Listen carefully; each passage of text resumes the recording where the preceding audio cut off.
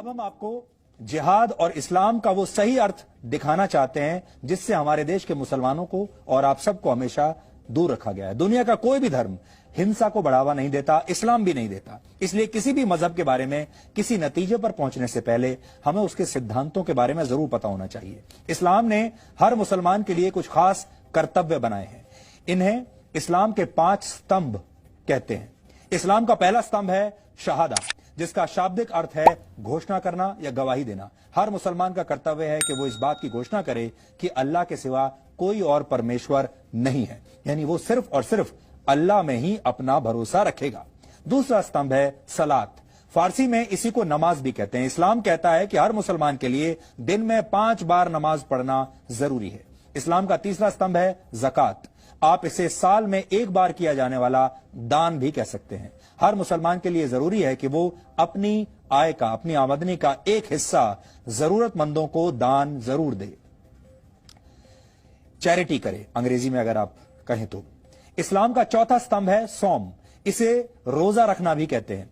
इस्लाम में कहा गया है कि रमजान के महीने में हर मुसलमान के लिए रोजा यानी व्रत रखना जरूरी है। हिंदू उसे व्रत कहते हैं और इस्लाम में उसे रोजा कहा जाता है। और आप लोगों को पता भी होगा इस समय रमजान का ही पवित्र महीना चल रहा है।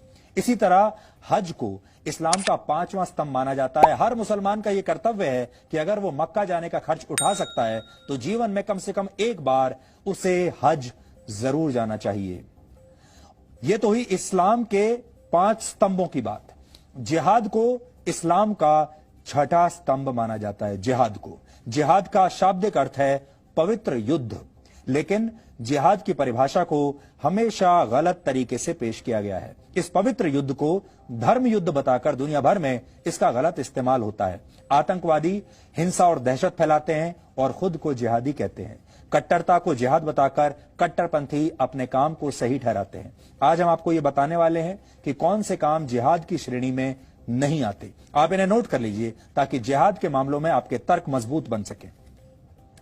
अगर किसी के ऊपर इस्लाम कबूल करने के लिए जबरदस्ती की जाए तो इसे जिहाद नहीं कहा जा सकता। अगर किसी देश या क्षेत्र पर कब्जा जमाने के लिए उस पर हमला किया जाता है तो इसे भी जिहाद नहीं कहेंगे। इसी तरह अगर आर्थिक फायदे के लिए किसी इलाके पर हमला किया जाता है तो यह जिहाद नहीं है। सिर्फ अपनी ताकत का प्रदर्शन करने के नाम पर, लीडर की ताकत का प्रदर्शन करने के नाम पर हिंसा को जिहाद नहीं कहा जा सकता।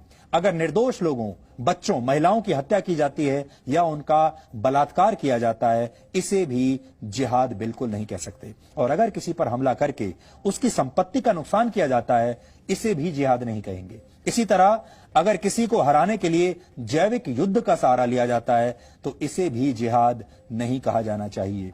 जिहाद ही नहीं, इस्लाम में तो साधारण युद्ध के लिए भी कई सख्त नियम हैं और इन नियमों का पालन न करना गुनाह माना गया है। पहला नियम यह है कि आप युद्ध की पहल खुद नहीं कर सकते। यह युद्ध किसी बादशाह या सुल्तान के निर्देश पर नहीं, बल्कि सिर्फ किसी धार्मिक नेता के कहने पर ही शुरू किया जा सकता है।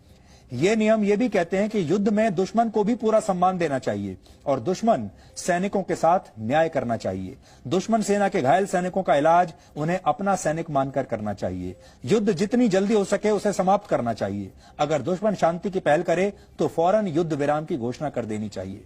युद्ध के दौरान कुओं या पानी के स्रोतों में जहर डालना बिल्कुल प्रतिबंधित है। आधुनिक युद्ध की भाषा में कहें तो रासायनिक या जैविक हथियारों से हमला करना गुनाह माना गया है।